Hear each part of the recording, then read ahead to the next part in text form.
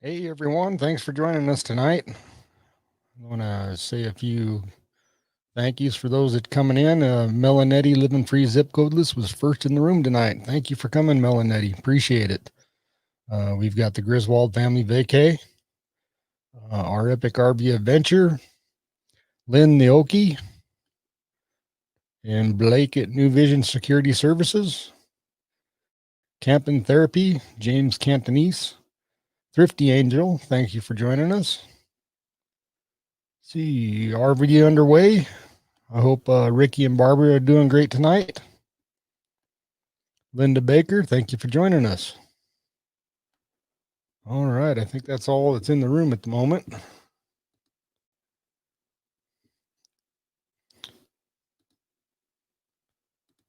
Let me pause this. There we go. Hey, Scott Jacobson Appreciation, thank you for coming in. I don't have too much on the agenda tonight. I heard I've got a mega channel that's going to be joining me here a little bit later, and that's going to be a kind of a cool thing, I think. Over the Hill RV, welcome.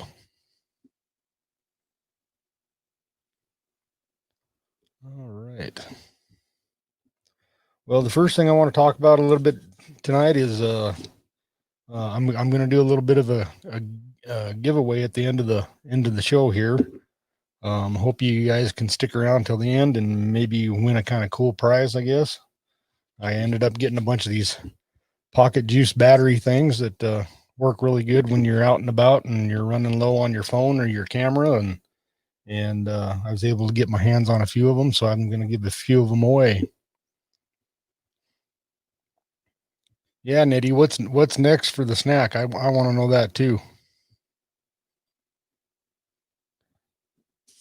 Okay, so I'll get into the kind of the topic for tonight. I'm getting down to the final days here at our sticks and bricks. We're kind of getting excited, but yet we're getting a little bit nervous. We're down to about roughly 16 days left in the house itself, and then um, we're going to be full time RVers. Um, we're going to probably end up sticking around here. Well, I live in Western Colorado, and we're going to stick around here until July 10th is when my daughter's high school graduation is going to be now. We're still trying to wait to see if they're going to let her walk across the stage, or all the kids walk across the stage, or if we'll have to do some other form of graduation. But the numbers of those that got sick around here were very, very low, and so I don't see a problem with probably them being able to walk for their graduation. So as soon as Kirsten graduates, we'll probably be here till the first part of August.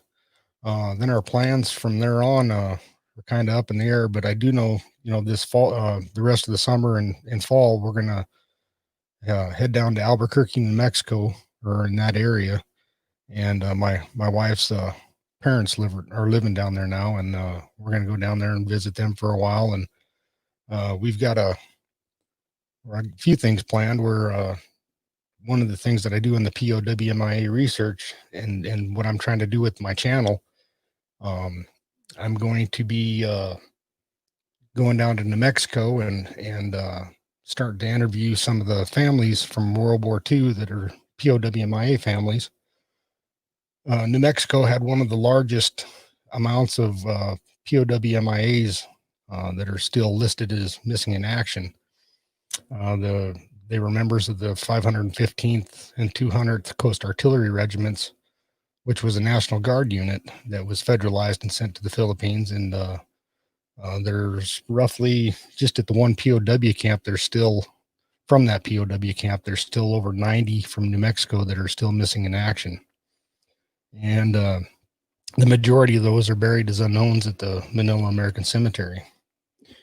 So from there, we're not sure where we're going to go yet. We're kind of got plans on, traveling to the Florida area, moving east. We're going to set up our domicile in Florida.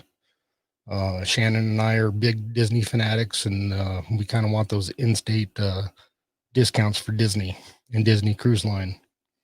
So that's kind of our plan in a nutshell. I do have a guest that I'd like to bring on if he wants to join us. If you're out there, you know who you are. I sent you the link ahead of time.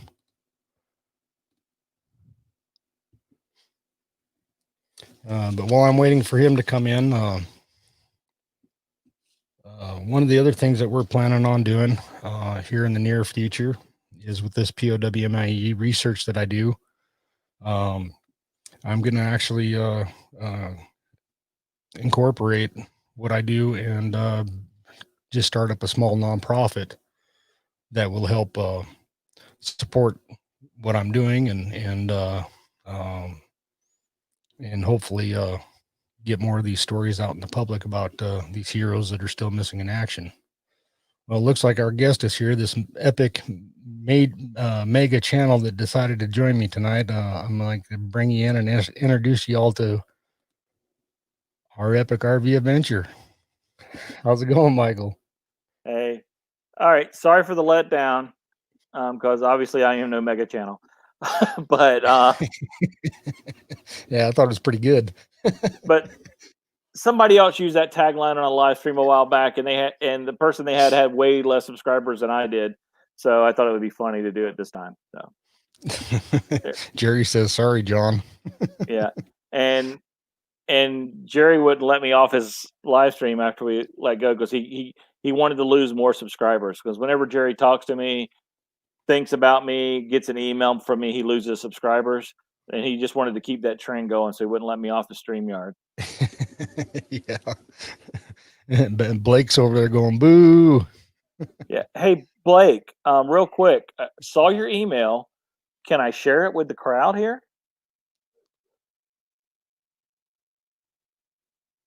See if he answers Blake me. shared some news with me. I didn't know if he wanted to share it with anybody else.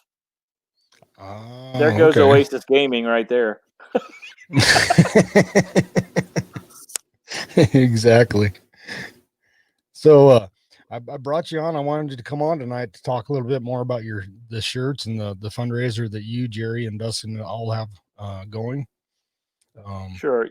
Yeah, absolutely. And again, first of all, thanks for having me on here. I really appreciate that. And we, as well, probably everybody, as I see all the names scroll by, everybody's heard the details, Yeah. and we are behind from an average perspective of reaching our $10,000 goal. But if there's anybody out there that wants to drop $500 or more right now, then we'll be back on track, and we won't mind that at all. If you want to give more than 500, we've actually removed the limits on how much you can give. So actually, there is a limit to how much you can give, but we're not going to tell you. You're going to have to give until you hit that limit. That way, you'll find out. And there's a special prize for those who hit the limit on how much you can give. So if you hit that limit, we'll get an email notification when you hit the limit, and you'll get the special prize. Yeah, it looks like you've received a few more since Jerry was live here a little while ago. Yeah. Or I could just be feeding you another line like the Mega Channel being on this. You just never know. You just never know with me. Yeah. I'm actually just checking real quick. Yeah, we made about $100 on since Jerry's live stream started an hour ago. So we're almost to 5,300. We're right on the edge of 5,300 total. Now, when you look there, you're not. It says 40 whatever, 4,000 whatever. That's because we've already, and anybody can see that. Obviously, John doesn't have any special, admin password. He can just pull that up. Yep, it's right at the But top for everybody. we've already run 2 other campaigns for the creators. I mean, for the folks on the back of the shirt. So we've already raised a bunch of money there. So that's what. And thanks, Echo. And that's why that's why the numbers that we usually say don't match the numbers that I'm trying to turn this stupid thing down. There we go. So that's why the number, when I say we're almost to 5,300, and that shows what, 45, 4,600. That's the disparity. I can't even speak English. I didn't get a chance to say this on Jerry's live stream, but I will say this here. These T-shirts make excellent Christmas and Labor Day gifts and 4th of July gifts.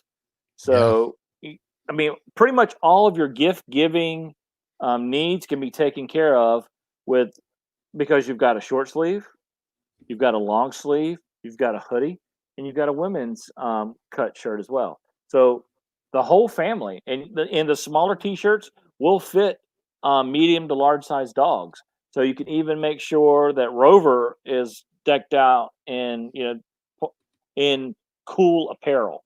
I mean, so they're just, I mean, don't just be closed minded and think, well, I have one person, I just need one T-shirt.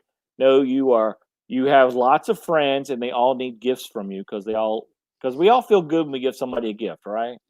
Makes you feel good to give somebody a present.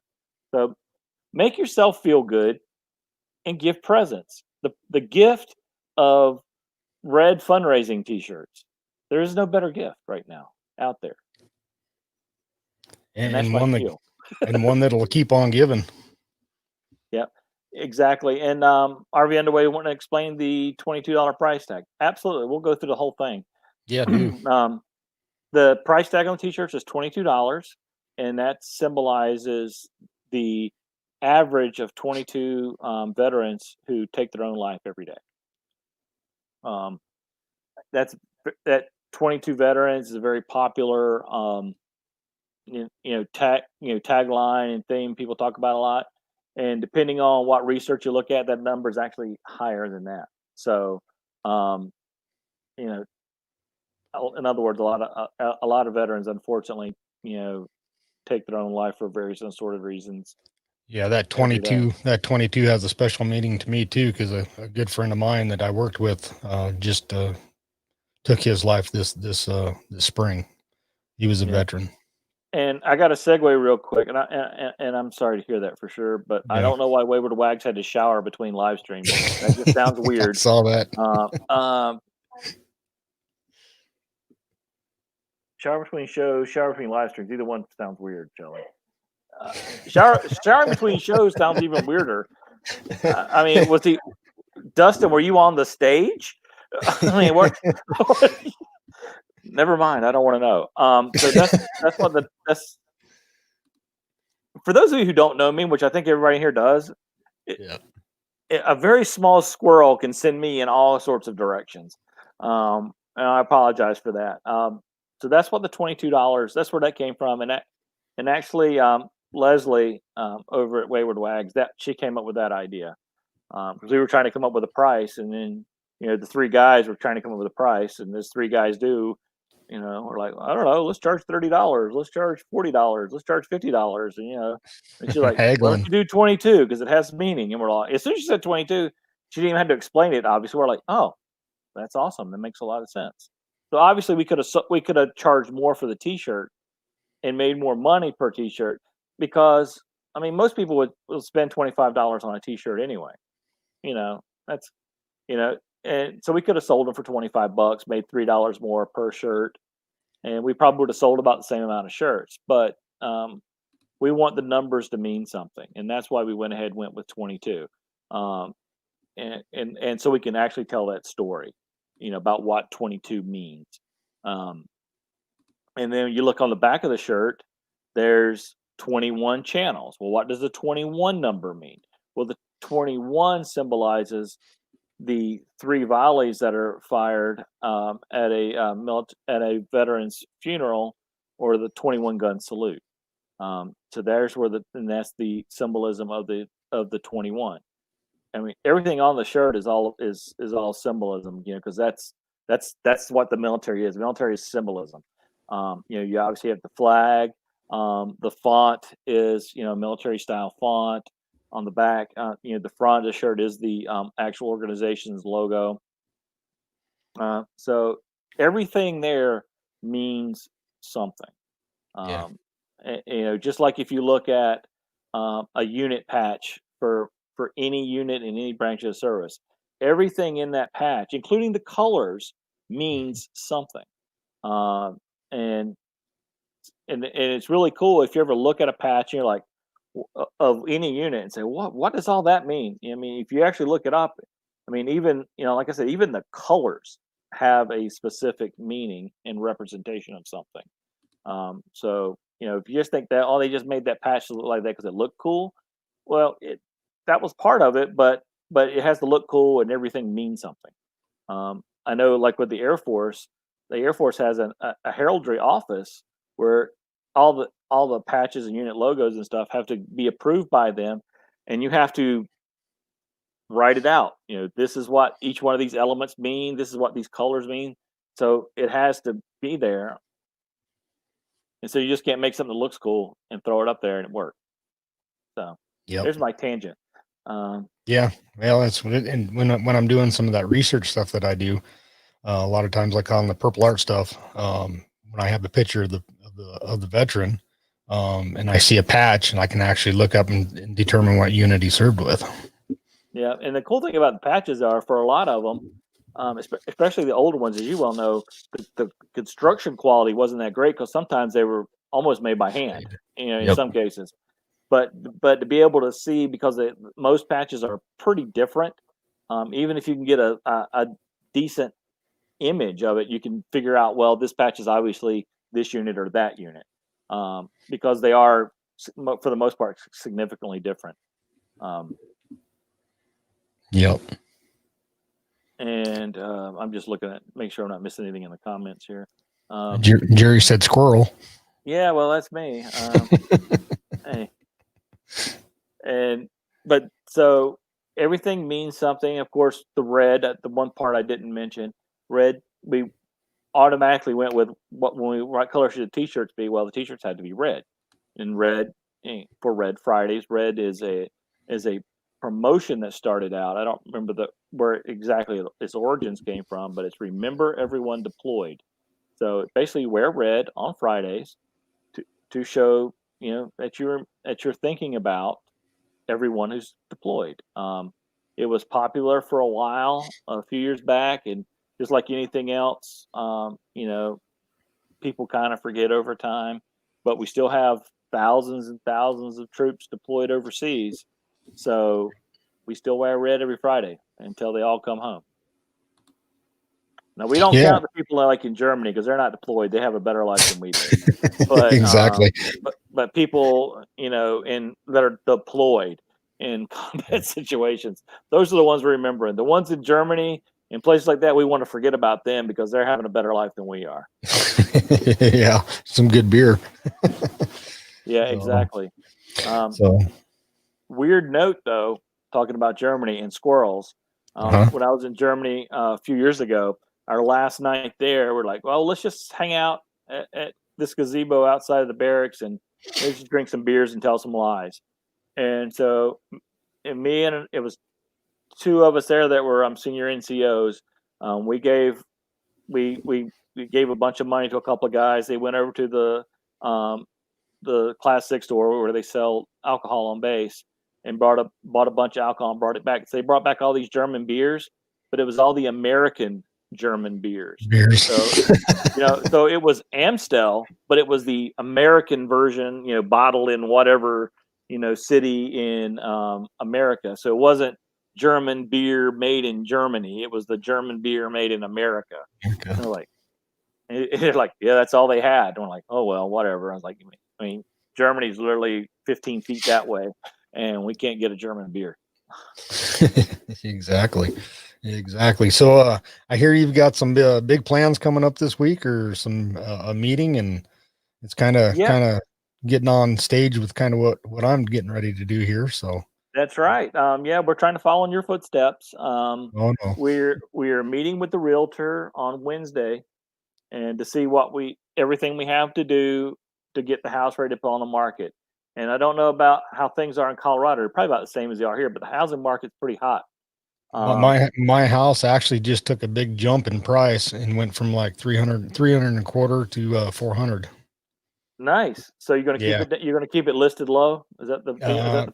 It's gonna be yeah, it's hopefully we'll have some Yeah. people fighting Yeah. over it. So, and especially as the stop movement stuff starts to loosen up, and people are actually PCSing in and needing a place to live. So the housing market was already on the way up before COVID here in Fayetteville, and it's still getting hot despite the lack of people. People moving in. It's still getting pretty hot, and so we're hopeful. And I know Shelly's been doing the research. A lot of houses are selling within a week or so, Wow. so we're hoping for that. And we're hoping to not have to do a whole lot to this house to get rid of it because of that. You may have to hurry up and have yard sales and get rid of things. You know what? We're not even doing a yard sale at all. We've done one yard sale while we were here, and it was an utter failure and waste of time. I could put a brand new flat screen TV out there and ask for $10, and some old woman will come up and say, "Will you take 50 cents for it?" Yeah. I'm like, Yeah. "It's still in the box." No, it's a $500 TV. I'm selling for 100. I mean, help me out here. Yeah. Don't offer me a dime. But so yeah, we're not even going to fool with that. We're going to donate because we'll get. I'll take the tax write off later at the end of the Sure. year. We went through, like I said, our son's here, Oasis Gaming. That's not his given name either, by the way. That's just his screen name. We're not one of those weird families that give weird names to their kids. But he's here to get his stuff, to get the rest of his stuff out of here that he wants to keep. We spent an hour on the phone with our daughter, walking around the house on a video call. Do you want this? Do you want this? Do you want this? And wrote it all down. And they're going to have a moving truck come pick all the stuff up that they want, and then we're going to decide on what we want to keep, and then we're just going to give the rest to the Salvation Army or the thrift store or whoever will come pick it up. Yeah. Yeah. So that's the plan. Um, But as soon as we get the house ready to sell, get it staged, all that stuff, we're gone. I mean, there's nothing keeping us here, and the house will stay cleaner if I'm not in it. So that way we don't have to worry about anything of that sort. So So that's the plan.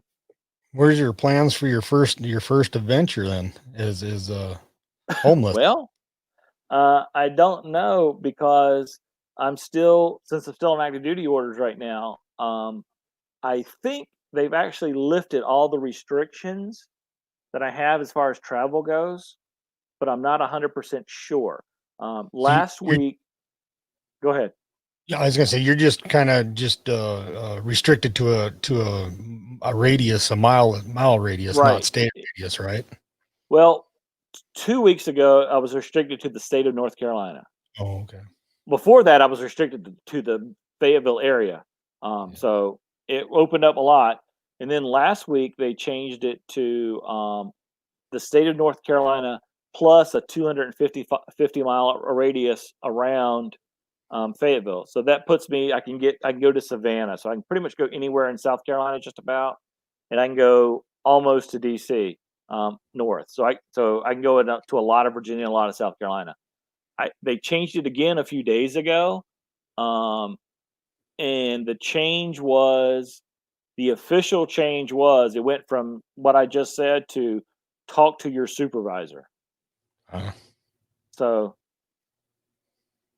I'm taking that to mean I can do what I want because right. um, I'm really not going to ask my supervisor if I can go 251 miles away. I'm Exactly. because he doesn't have that kind of time, and I don't want to bug him with something that trivial. So I think we're good there. But what we we're going out next week anyway, up the road a little bit to meet a couple of smaller channels. Um, Yeah, I I think say one of that them because said. I am the lowest of low channels. So when I say things like that, I am 100% joking. I think Um, one of them just said, "Don't sell his chairs." yeah, he did. Yeah. Well, He doesn't have any chairs that I don't have. The chairs he has are in his camper. Why would I sell them? I mean, I have some great brand new ones over here in a box, but I haven't opened them yet. So I'm not selling those because I hear they're really nice. Okay. Um, so and we just got rid of our freezer. Shelly just told me. So Oh, nice. we're making progress. Um, so yeah. After we get done, because we're gonna hang out with Dustin and Leslie for a few days next week, and because and we're in the three channels, with Jerry and Teresa. We're gonna hang out for a day. Shelly and I are gonna hang out with Jerry and Teresa for about a day and a half. Then we're gonna meet up with Dustin and Leslie, and then we're gonna spend a day with them, and then Jerry and Teresa head back west, and then we'll hang out with Dustin and Leslie for a few days, and then they're going one way, and we don't know where we're going yet. Um, I keep threatening Dustin that we'll just be stalking them and following them. Just a little bit behind. You know what I'm saying? Yeah. Like, okay, they're in site number 14. We want to be in site number 18. You know, maybe a camper or two between us, just so I can kind of look out. Yeah, you're right there. Okay, just peek around the corner, or maybe when they wake up in the morning, we'll be sitting at the picnic table at their campsite, um, just hanging out. Whatever, we'll figure it out. Well, that kind of stunk that Dustin changed his plans and they're not going as far north this year as they had first planned. I Yeah, was hoping well, I was hoping to this get this you guys up to Vermont to visit Zach there. yeah, this situation, I hate using the C Yeah. word or saying pandemic. This situation we've all been in screwed Beer up. bug.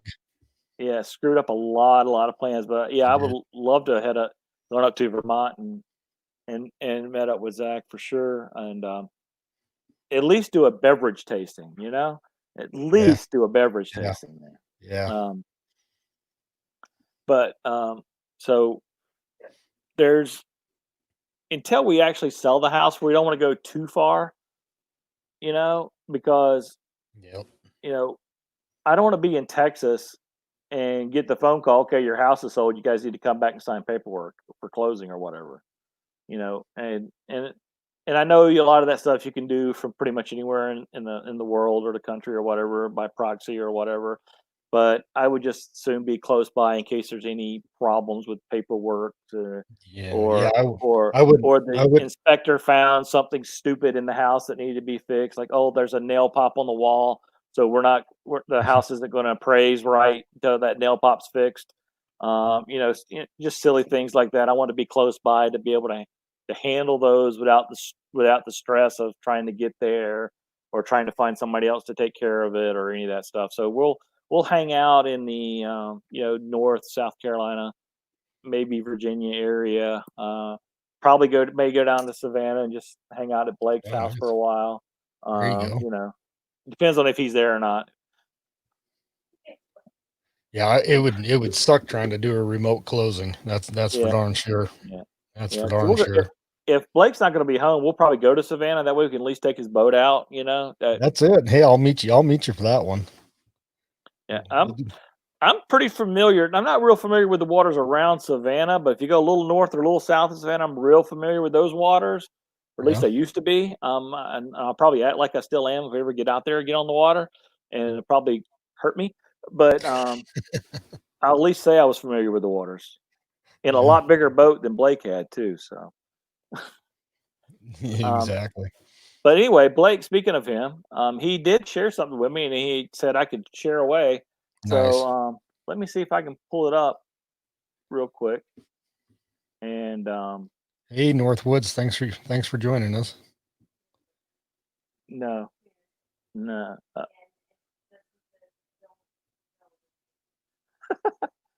we're I'm making no promises about what I'm selling and what I'm not selling. If the price is right, it's being sold.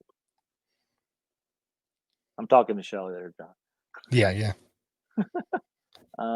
Let's I see. seen her peek by the camera a minute ago. Yeah. All right. Can you throw that up on the big screen? Yep.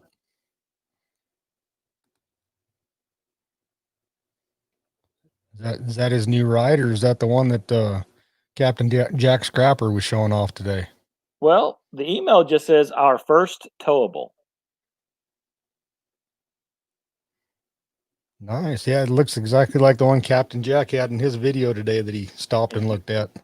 So I'm waiting for Blake here to give us a little rundown. Hey Blake, And you want to yes, I'm sure your boat does have a security system. I'm okay with that, Blake. you want to come up here for a minute, Blake?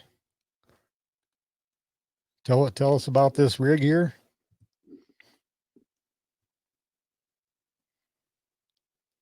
See if he wants to join in.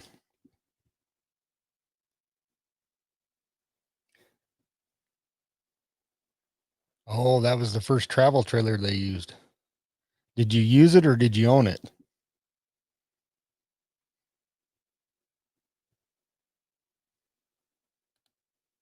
Oh, I thought you just bought that. I guess I misunderstood that whole email then. Said that was their first travel trailer. So you no longer own this? Is that what the deal is? Because I thought, oh, you rented it from On Post. Oh, Oh, okay. okay. You got that from Hunter?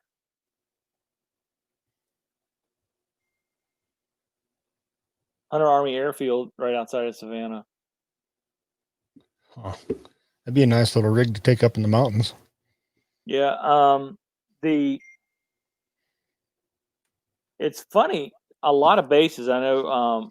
Blake had talked about this in another chat. A lot of bases have travel trailers you can rent. We were at Lackland Air Force Base, San Antonio last year for my son-in-law's basic training graduation. They had about a dozen. They looked like brand new Jayco Featherlight trailers. Like I don't know where all that money came from, but they were pretty nice. Oh, you got Oh, it it in looks, Colorado. yeah, he Okay. must have been at Fort Carson or something, huh? Yeah. Yeah. Some bases and actually some bases have campers that are stationary in their campgrounds on base that you can rent as well. So it goes both ways. Nice. It's nice because to rent a travel trailer on the commercially is expensive. It is. It definitely is. Uh, and it's ridiculously expensive for what you're getting.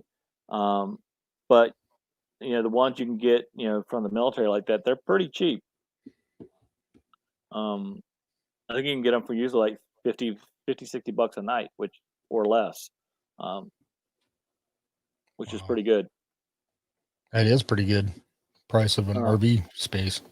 See, now you got me. See, Blake, I was all excited. I thought you guys had I finally know. bought. I I knew it was wasn't too. toy hauler you said you were going to buy. So I was like, okay, you changed your mind. Went a little bit small. No worries. I don't know how you're going to put the motorcycle back there. But I guess you could always pull a boat with a small too. You can get one of those like little flatbed things for a semi truck where you can just pull it up onto it. Then you'd have a real good living quarters there, Oh heck yeah! or a sleeper. I've seen some. I've seen some wild rigs out there before, with the flatbed trailer with a truck on it, but it's got the rack with the boat on top, and you know, it's all kinds of craziness. Yeah, one of the Facebook groups I was looking at today, somebody had posted a picture of what is those little um I don't know if they're a Yamaha or what kind of little tiny car they are, but they had a kind of a drop hitch on this little tiny car, and then they had a little wheel that was on the drop hitch, and it was actually sitting on the ground, and then they had this little tiny pontoon boat hooked to it to where they could back it down the dock into the water. Braver than I am. Yeah, so they must be pulling with a I don't know, a motorhome or something. The little Yeah, car with the boat behind her. I don't know how they're getting it around, but it looked pretty cool. But not something yeah. I'd want to back a boat up with. No, I mean the one thing I wish we could have done. I mean we could have, but I didn't want to be ridiculously in debt. Was I'd like to have been able to get an RV that was big enough to where I could pull a full size truck so I could put a golf cart in the bed of the truck. Yeah. That would have been my perfect setup. But then I'm looking at another, $80 to $90,000 for over the cost of what I already paid for my RV, not counting buying the truck and buying the golf cart. And I was like, you know what? You throw all that together, it's just not worth it. Even though it'd been nice, it's not worth it. Yeah, exactly. And we didn't want to do the toy hauler route. I mean, because that's really the easiest way to do it. You get the truck, you get the toy hauler, and then you can put the golf cart or whatever in the toy hauler, and you got all that room. But we didn't want to go that route, so we wanted the drivable. So with the drivable, you're either getting a Class C. It was my Class C we had before this. You could actually pull more. Oh, we got somebody here that's popping in, wants to join us here. Uh-oh, I feel trouble coming. Yep, there's trouble. Man, you had me freaked out. I could have sworn you. I saw that email. She was like, "Look what Blake got," and I was like, "Really? He got that?" Oh, wait a minute, my headset kicked off. I know you can still hear me, but it's coming hear you through the good. phone. Okay, I wanted to make sure there wasn't an echo. Yeah, we're good. Okay. Nope. But no, I ended up, I was cleaning my phone, and I ended up finding that photo in there, and I was like, oh man, that was our first travel trailer that we ever rented and actually went camping when we were stationed at Fort Carson. Okay. How long ago was that? 2013, 12, somewhere in there. So how'd you like the Springs? 7 or 8 years. It's time to buy the fifth wheel, man. Come on. Yeah. Hey, but see, that was you know how people go through that learning process. Okay, let me. We're fortunate because we could rent, those R pods and that stuff. At like $45 a day or something like that. And it's cheaper that way to find out what you like and what you don't like. Because I've seen some of the rates. Like if you go out here and rent, a travel trailer from a RV place or whatever, I mean like $150 a day. Yeah. I mean and then now they got the service where people who own them are actually renting them out. Whatever kind of service they call that, and they still want, like $1,000 deposit plus whatever you're going to days, plus if you run the generator past 5 hours, it's something per hour. I was like, oh my goodness, man. Yeah. It gets ridiculous really fast. Yeah. And I will never, ever, ever rent out my RV. I wouldn't either. No way. No way. I mean, I've been that person. We've all been that person that no idea what I'm doing, showing up at the campground person. Yeah. What's up, Miss Nettie? Miss Sue? Everybody who rents your RV. Everybody who rents your RV is going to be that. I have no idea what I'm doing, but I'm going to back up. I'm going to hit that tree. I'm going to leave the black tank open the entire time, valve open the entire time we're camping, and have that pyramid. And have that nice pyramid because I have no idea what's going on. And again, I'm not making fun of people that don't know because we were all that person at one point. Depending on the day, I'm that person every day. I was never crazy to leave the black tank open. I'm not answering that question. I'll take the when I was work camping. Yeah. I mean, the R pod, now listen, for someone who likes that kind of small setup, the R pod was great. If you're a small person, because the bathroom shower is all one, square unit. There's just enough room for you to stand in there and spin around. So if you're a smaller-ish person that wants a very compact setup, hey, the R pod was great. We used it. We rented it for a weekend.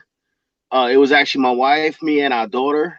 And it was great. We quickly realized, okay, this will work because it's only for a few days. And my wife organized stuff and we made it work. But we said, yeah, we could never do something this size again.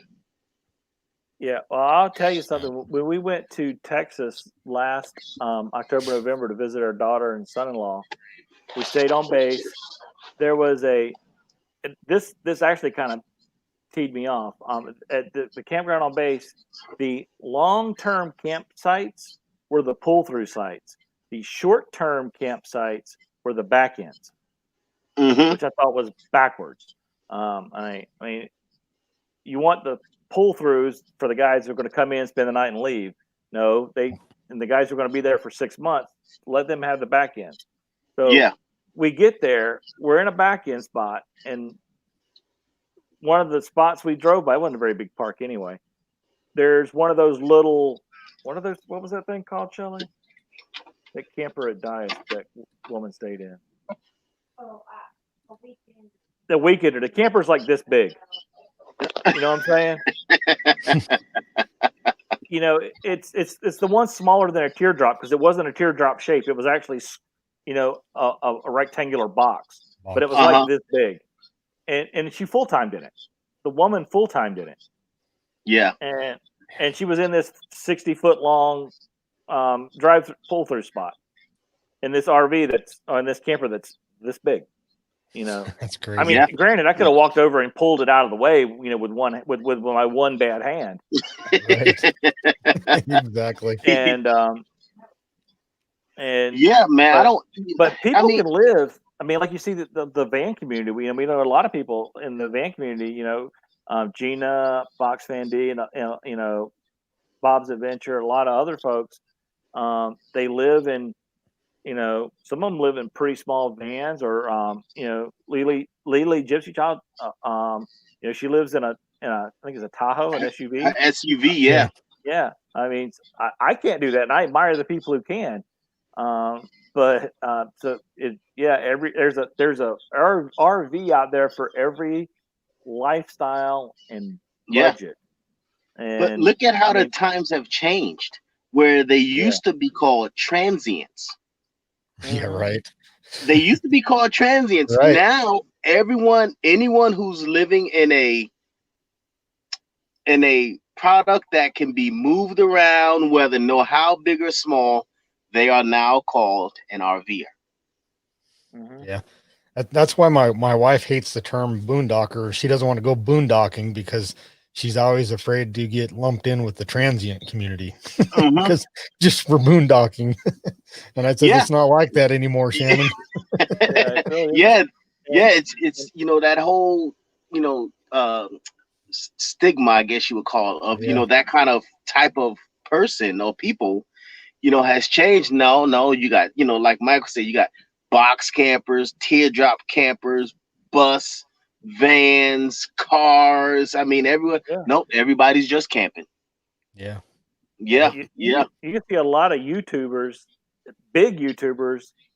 A lot of the biggest RV YouTubers live in cars or vans, you know. And we're not even talking. We haven't even mentioned the schoolies. I mean, that's a whole different subculture of its own of really cool stuff. And I was on Van Life with Gina Payne a week or so ago, and I was talking to her, and we were talking about this, and I said, you know, I never realized how big the van life type community was until I got involved with YouTube. But when you talk about a close-knit, you know, bunch of people as a subculture to the overall RV community, I mean, those guys are close-knit. Just like most people in the RV community, they're more than, you know, they bend over backwards to help each other out. You know, not just with like a shout out on a video, but like, do you need something fixed? You know, if you're around, you know, it's an awesome community to watch from the outside, since, you know, we don't have we're not part of the van community other than we know a lot of people in it. And it's just cool that there's so many different ways that people live a less stress, less stuff lifestyle. But now comes the, you know, with this movement comes the price gouging. Yeah. I mean, you know, and you know, a camper or whatever you're looking to buy, you know, up until a few weeks ago, it was $10,000 cheaper. Yeah. Now it's $20,000 more just because of the supply and demand. You know what I mean? Mm-hmm.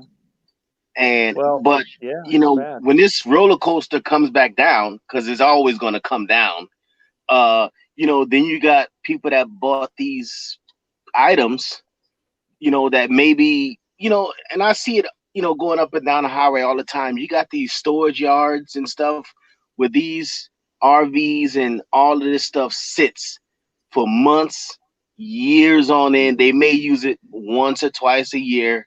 Other than that, it's sitting parked. And, they try to sell it and they're already upside down on it. Yeah. And then you got ripped off by the dealer plus the extended warranty and all of that crap. And you can't even break even. Yeah. That's right. And every one that I've ever bought, I bought from a private party and paid cash for it. So that's, yeah. Hey, man, cash, way to go. I tell anybody, man, if you can afford it, yep. Have as much cash as you can to cut, to get you ahead when you roll that thing off of wherever it's coming from, so that if something happens and you need to sell it, you can at least break even. Otherwise, I mean, I don't know, what are these loans that, when they buy, what is it, 20 years or something crazy? Yeah, I think they even get them 30, I think, you can too. get 20s, and I think for some you can get 30s, but yeah. For those you're talking, $400,000 or $500,000 coaches. And even before all this stuff hit, you're talking about price gouging and prices going through the roof. Even before all this stuff hit, I mentioned this on a couple of live streams way back when. We went to a Tiffin rally back in January. So January, for those of you who can remember back that far, in January, we heard it was called coronavirus and it was only in China. Mm-hmm. That was January. So that was it. So there was no fear of anything here. Well, we're at this Tiffin rally and we're looking because Lazy Days is out there and they've got all the Tiffin models out there so you can walk through and hopefully buy. Oh, Lazy Days. Mm-hmm. Yeah, well, that's another discussion. We'll hit that in a minute. Stand by. Stand by. As you were, Blake. And we're just talking to a salesman. He's like, and I can't remember what the specific model was, but he's like, yeah, if you want one of these, you could offer me $500,000 for it, and I can't sell it to you because every one of them that's coming down the line is already spoken for and sold. And this was January for the model year. That's really halfway through the model year because they don't kick over to the next model year until about this time, May, June in normal circumstances. So they were already, for that particular model line of Tiffins, they had already sold what they planned to make. So, that just raises the prices of the other ones. Yeah. Okay, well, I can't get the 36-foot in this one, so I guess I'll go with the 38-foot. So now there's a bigger demand on a 38-foot, so the price goes up. And now you've got all the factories closed down, for a couple of months, and I think some still are, or at least operating on a reduced schedule. So the supply is gone, and you've got the people who are thinking, you know what, I want an RV so I can bug out if something like this happens again. Yeah, I can head to the hills, I can head to the desert, and I can get away from whatever the next I can get away from the murder hornets or whatever the next thing is that pops up. Exactly. Whatever happened to the murder hornets? I was promised murder hornets, and we skipped murder hornets. I don't know what happened with that. I was kind of bummed. I was looking forward to that. No, sir. I figured it was going to be like a Sharknado movie, with the murder hornets instead. And so yeah, that's the market is out there, and that's even on the. And of course, if the new market is hot, the used market is even hotter, and that's where it really gets ridiculous, because now you've got year-old motorhomes that you used to be able to get an awesome deal on that are almost as much as the brand new one. Yeah. And like Happy Place Diaries, he did it right, man. They took the 20-year loan, but paid it off in 3. You know? Yeah. I mean, I don't know. Like, is it like, you know, you guys have bought RVs.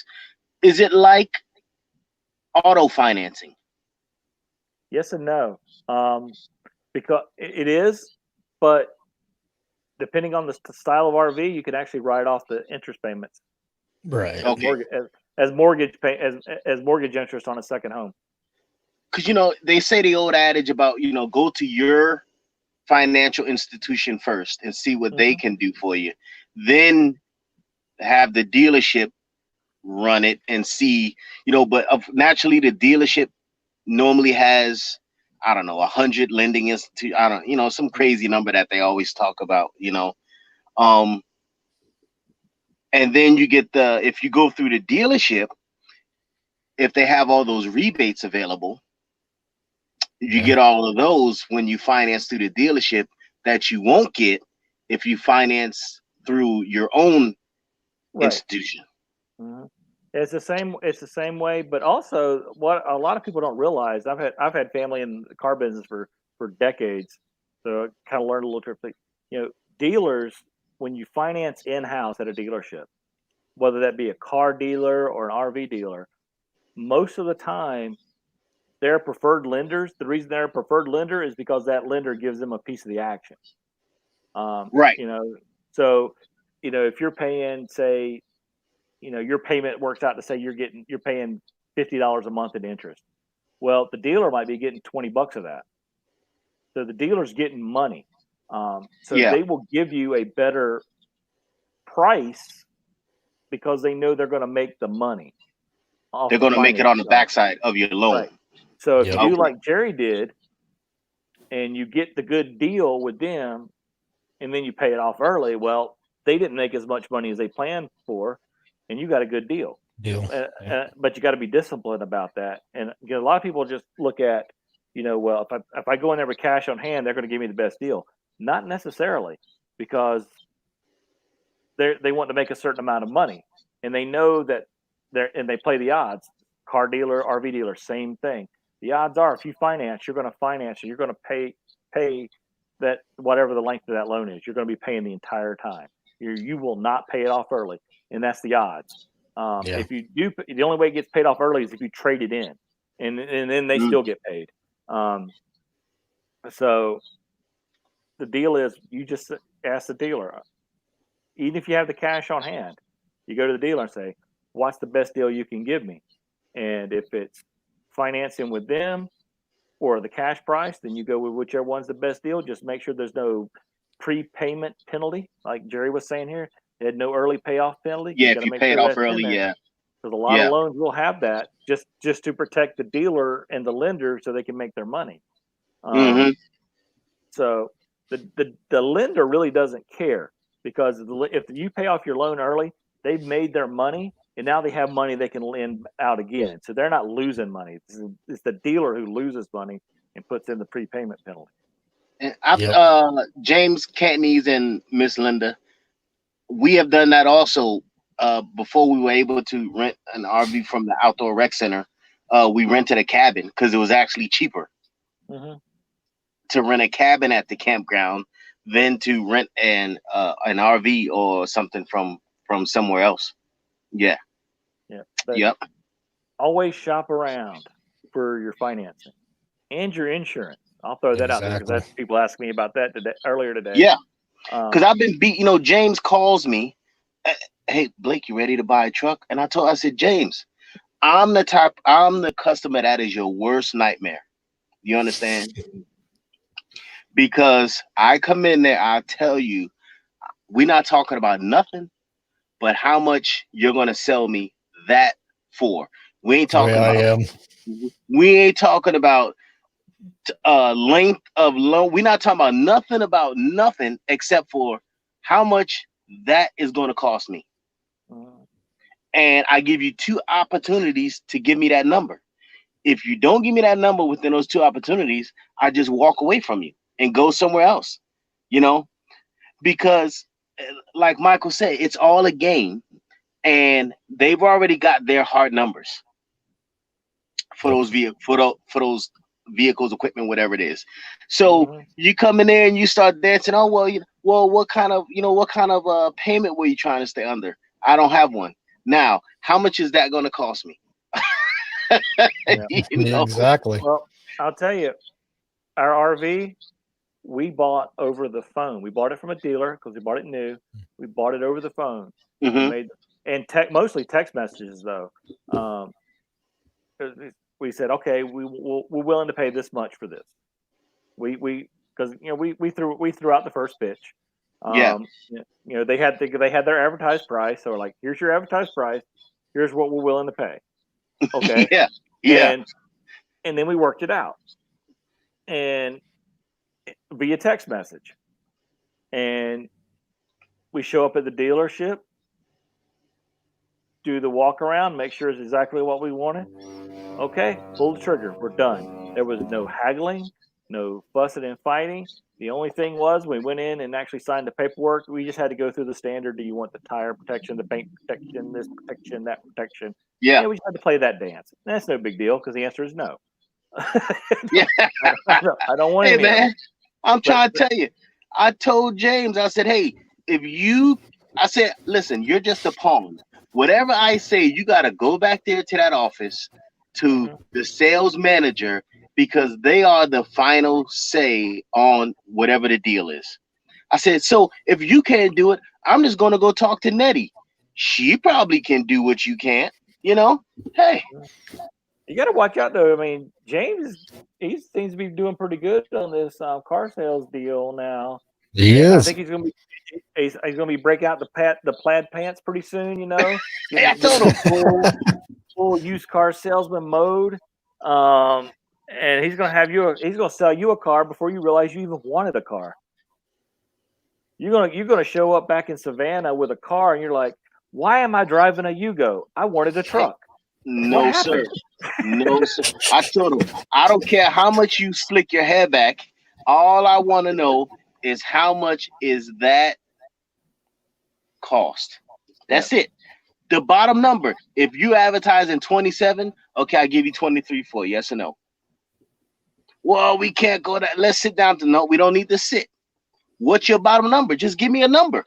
And that's the issue I had with that RV dealership that you named. Yeah, I'm going to talk about them in just a second, but I'm going to say this. We bought our car. We got a Chevy Equinox. We bought a couple months after we got the RV. Yes, I've seen it. It was very nice. We bought it the same way. We bought it the exact same way we bought the RV. We made our phone calls. We found the one we wanted, had the options we wanted. Okay, we're willing to pay this much. What can you do? Yeah, see, Mel Nettie said she get it done. Yeah. See? Yep. And so when we walked into the dealership, and the guy's like, do you want to take it for a test drive? And I said, nope, I've already driven one. I know what they drive like. And if there's anything wrong with it, you're going to fix it. So I don't care. We don't need to waste our time. And Jerry says he hears that you can tow a fifth wheel with the Yugo. Yep. Hey, I bought our Avalanche, the first one, up in when we were stationed in Colorado. I bought it in Colorado. We were living in Fountain. I bought that truck in Cheyenne, Wyoming, over the phone at the dealership, man. They were asking one price. I said, I'm not paying that. Call me back when you want to really sell it, And then my wife got on the phone and she beat them upside their head, man. Finally, they were like, listen, it was like a Wednesday or something like that. They said, listen, okay, we'll sell you the truck at that price if you can come pick it up by the weekend. I said, no problem, man. I'll be on a plane Friday.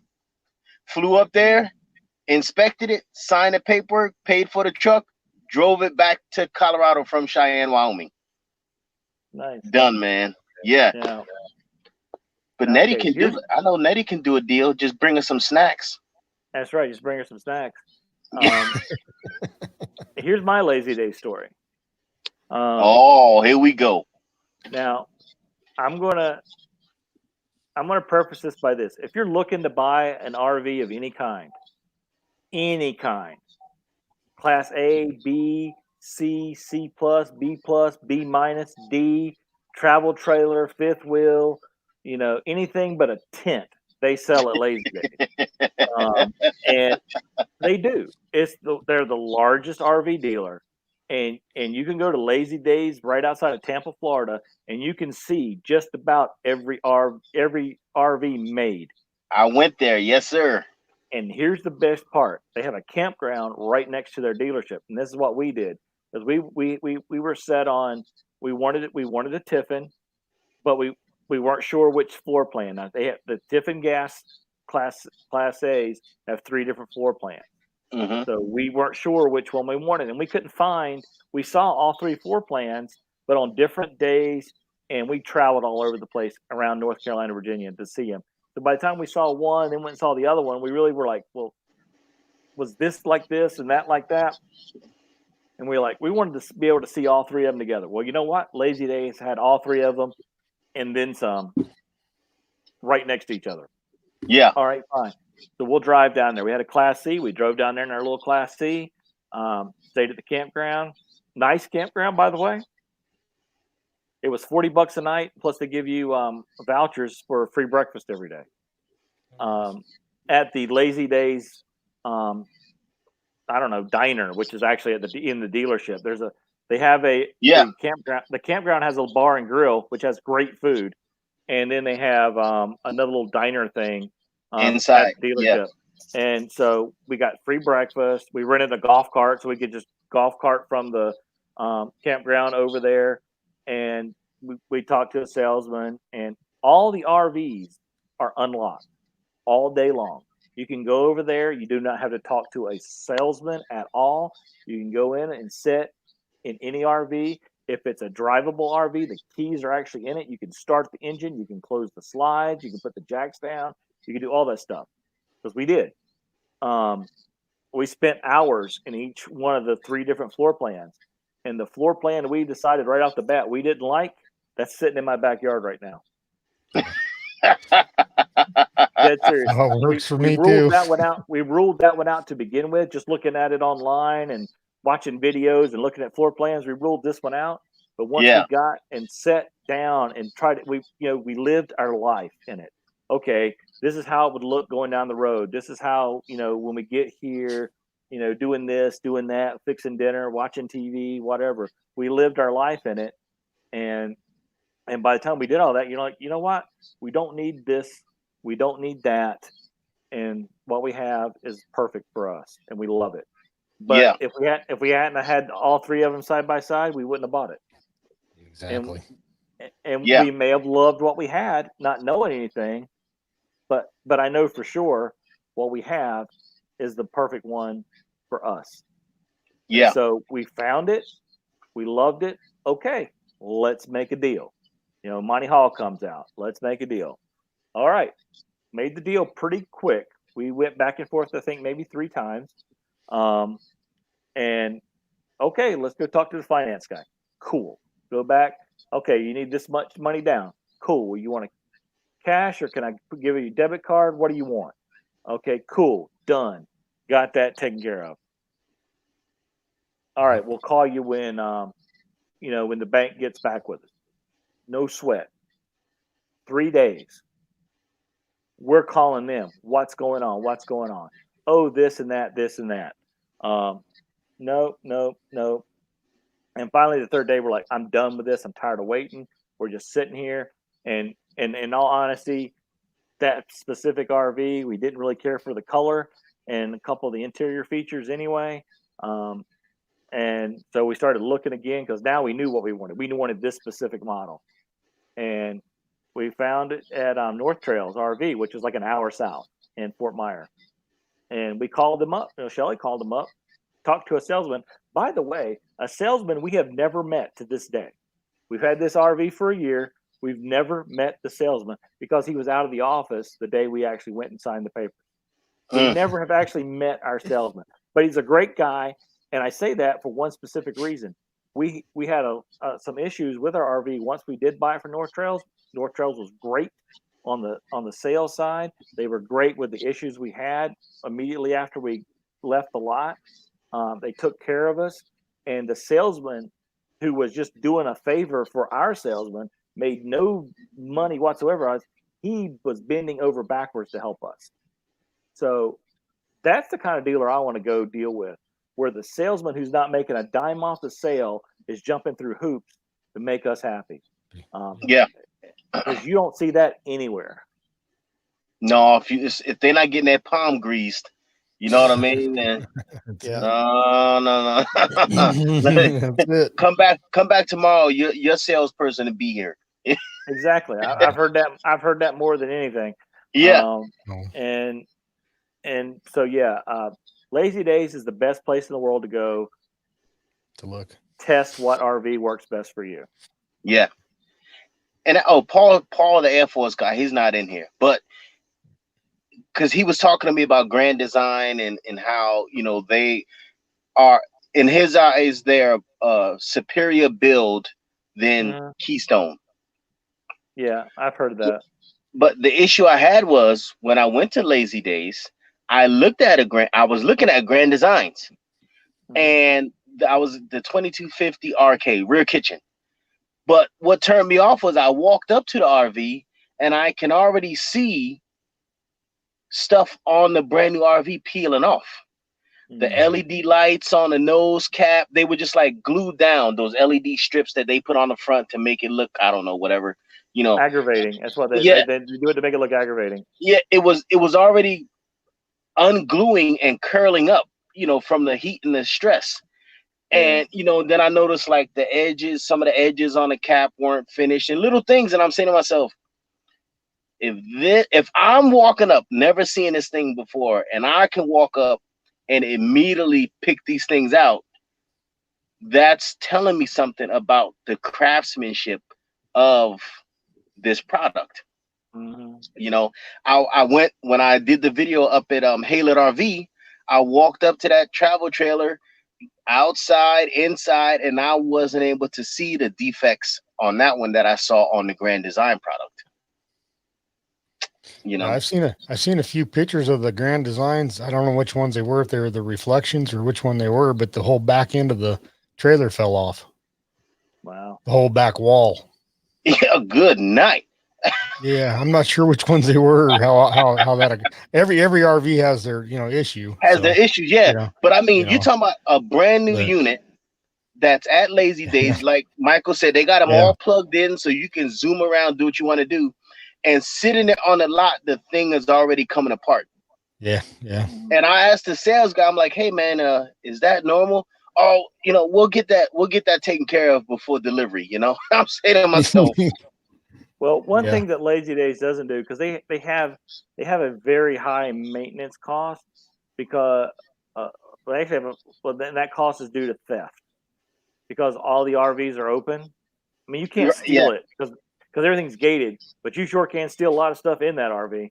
You know, knobs, doors, you know, anything that isn't nailed down really hard, you can steal. You know, maybe an inverter, light fixtures. And the guy said, you know, people steal all that stuff. Now they take all the loose stuff, you know, like the pillows for the couch and remotes and all that stuff. They have a locked tub to keep all that stuff in. So, but I guess you can steal the whole tub, but that might be a little obvious. Jarhead and Gender, they want a Grand Design. The momentum. I haven't heard of any problems with the momentum other than like little trim things here and there, and that's no different than the one I'm in. But, and the momentums are from what I heard. I haven't done much fifth wheel research, but it sounds like, you know, everybody who, you know, that's like the gold standard from what I hear. You know, is the momentums. Unless you get, you know, way up into the crazy high dollar stuff. Yeah, because I was looking at the Keystone, the Fusion. Yeah. Because they got a Fusion and then they got the Carbon, which is the Carbon is the top of the line. And then the Fusion is the next tier down. And, you know, Paul's like, hey, give me a call. You know, we'll talk about build quality. You know, whatever, man. They all got problems. And I hear that from all of you guys that already own one. Say, it don't matter what brand you go with. you know you're gonna have to fix some stuff, you know. And I watched I can't remember the lady's name, but her and her husband just bought a Class C from Matt down in Ocala, and she did a video on it, a review on his sales and the RV and the issues that they had. But one thing that stood out, she said that dealership that Matt works at, they would not let her and her husband inspect the roof. Oh, really? Of the RV. And she put that in a video. She said they let us look at everything else, but they said due to their insurance policy or whatever, that General RV could not let them inspect the roof of the new RV they were buying. I get it. I can understand that, and I would say, fine, that's okay. Here's my cell phone. You take your butt up there and you film every nook and crack of that. Exactly. Or better yet, here, you take my cell phone. My wife's going to make a video call to my cell phone, and you're going to take it up to the roof, and you're going to walk around, and I'm going to look at it. You just went dark, Blake. Yeah. Hold on, I got a phone call. Okay.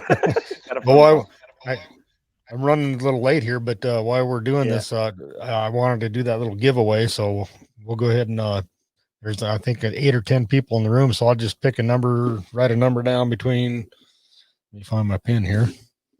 I didn't want to forget to do it. Yeah, we'll do a number between 1 and 15, and whoever gets the number will, I have a little, it's like a little battery backup deal. It's pocket juice. Oh, cool. Yeah, I'd use it with my GoPro. So I've got a couple of these, and I carry it just in case my GoPro batteries are running low, and I can just plug it in and keep going. So if anybody wants in the comments, number between 1 and 15. Doesn't look like anybody wants it. You gotta get that 30-second delay a chance to kick in. Yeah.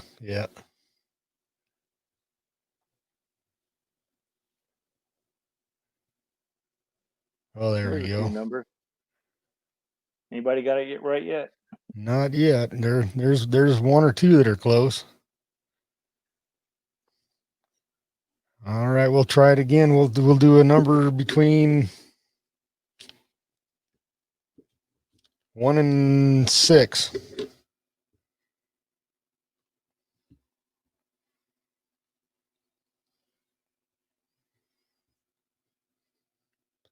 I can't.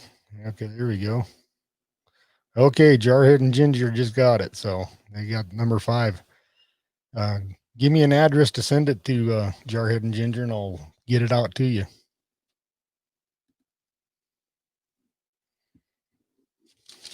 The first one was 12, and then I switched to 5. Jarhead and Ginger was 2. Oh, were they 2? I thought they said 5. Whoa. No, Happy Place Diaries is 5.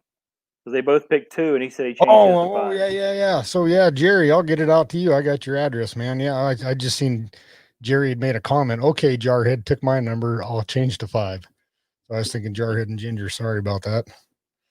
I'll get it off to you, Jerry. I got something else that'll be coming your way too. Sorry about that. I'll get you one too, Jarhead and Ginger Journey. Go ahead and send me an address for you too, because I got a bunch of them. Well, you might as well just send it to me. I seem to be the mail service for most people around here nowadays. So yeah, exactly. I don't know. You might sell it. You know how things get lost in the mail too. So, speaking of, did you ever get my sticker? Nope. I sent it to your Florida address. Got a sticker, didn't we? Almost positive we did. Our board's out in the camper now, so I can't turn around and look. I think we did. I'll double check. I'm walking out there tomorrow. I'll let you know for sure. One way or the other. Sent it to that Florida address. So. Yep. We have so many addresses. Yeah, I sent it to the same time I sent it to Bob at Blue Wave. I sent your guys out the same day, and I know he got his, but I never did hear. Yeah, Oh, Melanetti. we've got so many addresses, the witness protection program, just keeps moving us around. So, Jerry says, "Woohoo! Army wins again." Thanks, John. Well, the Army won once you made the numbers a lot smaller. Smaller. you had to go smaller with the numbers.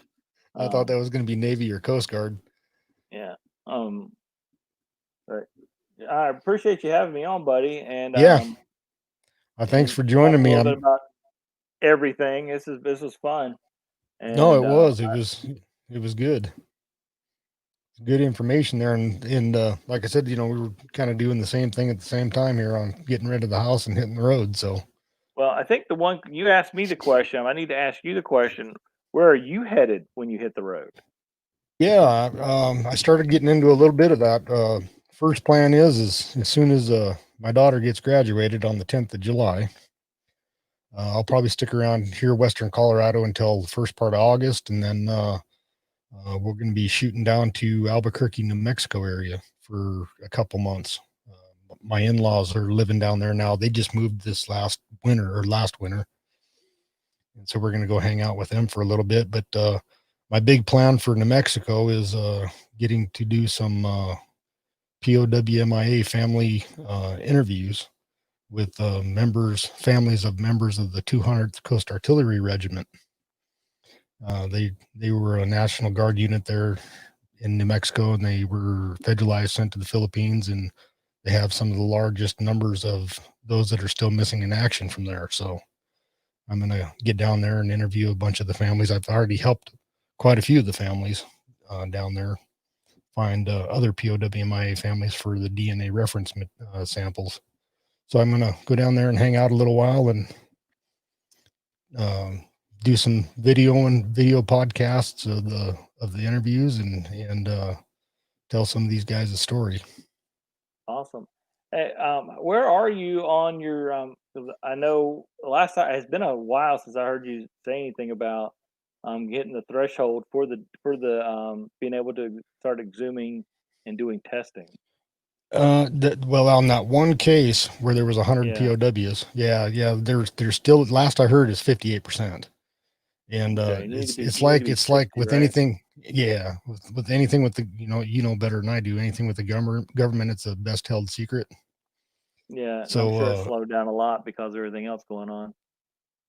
Correct. Yeah, they ended up well, they didn't close the lab in Hawaii, but they downsized personnel in the lab due to the coronavirus stuff. So I don't know. I'm hoping any day now to see if we hit that 60% on that one case. But I do have other cases that were already disinterred and they're in the lab getting identified now. So, and usually that process takes 6 months to a year before we ever get any information back that an identification was made.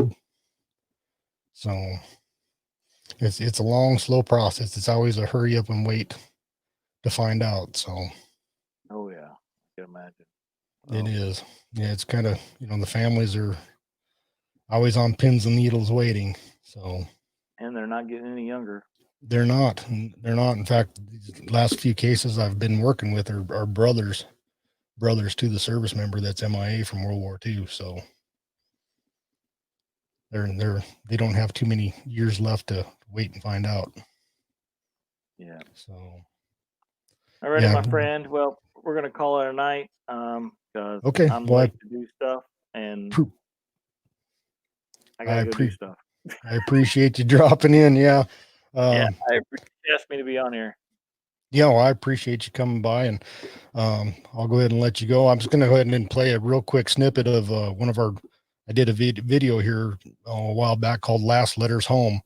And it was last letters written by the POW-MIAs before they went off or while they were, after they were deployed or just prior to being deployed.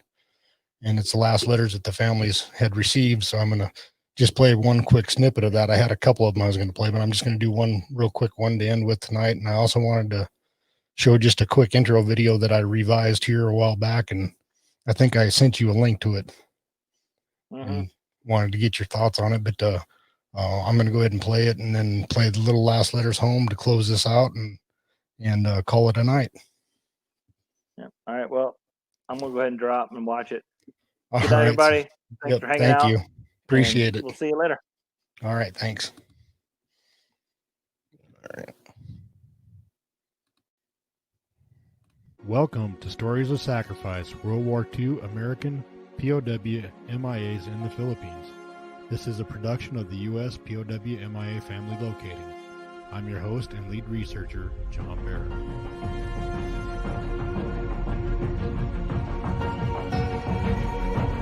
Yesterday, December 7th, 1941, a date which will live in infamy. The United States of America was suddenly and deliberately attacked by naval and air forces of the Empire of Japan.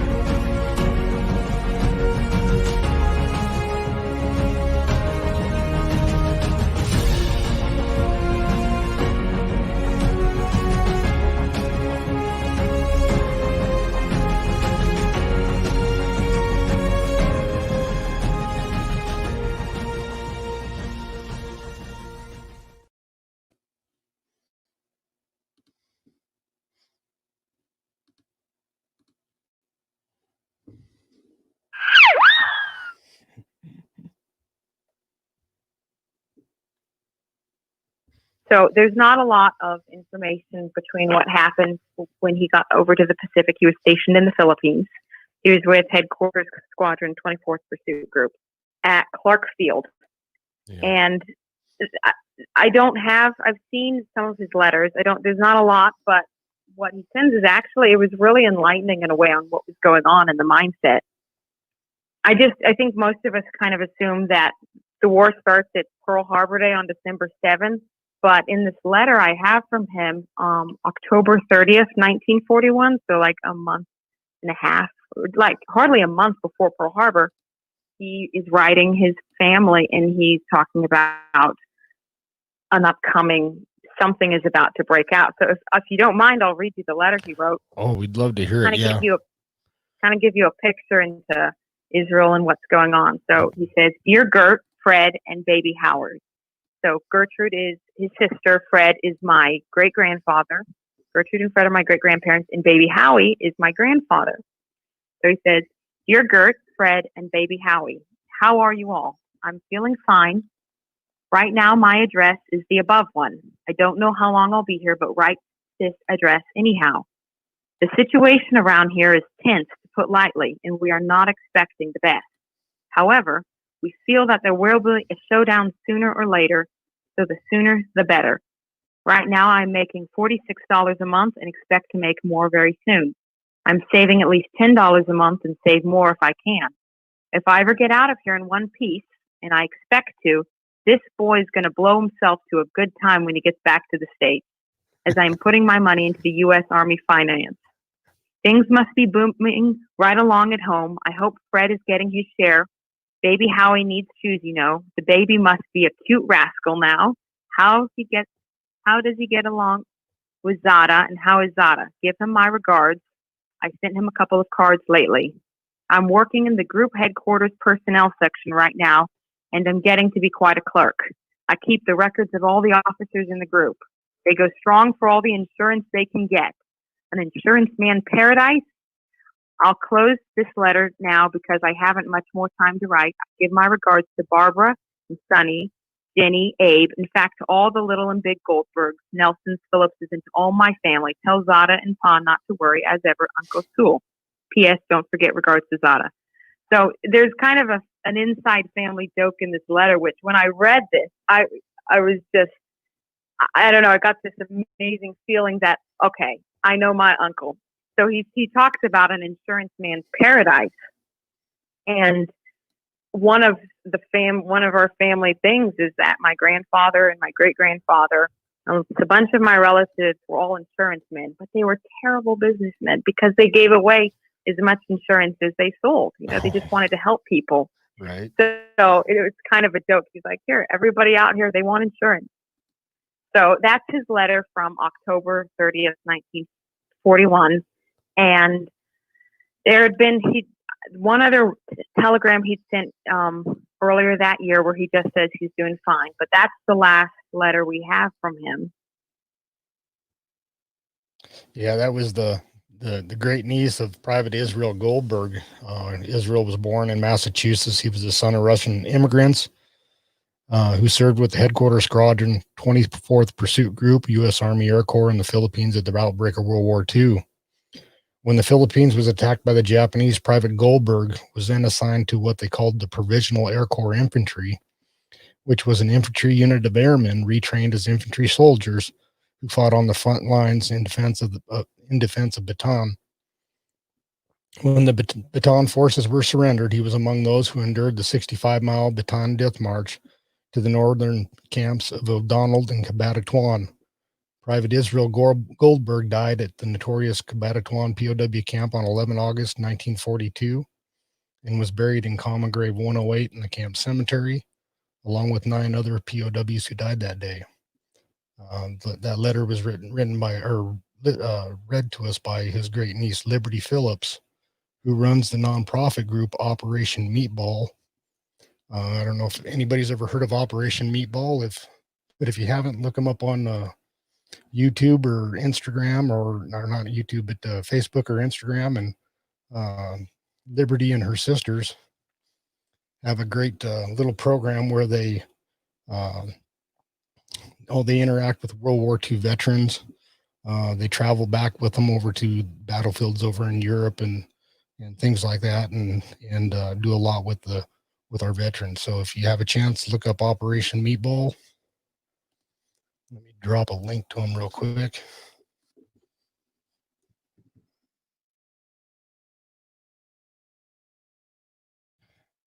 I will be having Liberty, his great niece, on here one of these days here real soon.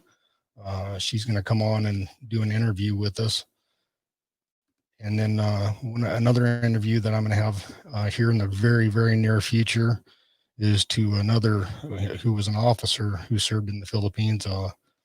His nephew will be coming on to talk about his uncle and his uncle's service and his uncle being identified. But so we've got some pretty cool things that are going to be coming up here in the next couple months. So appreciate everybody for stopping by and joining me, and I'll get those battery packs out to Jerry and to Jarhead and Ginger. So again, y'all have a good night, and thank you for joining me.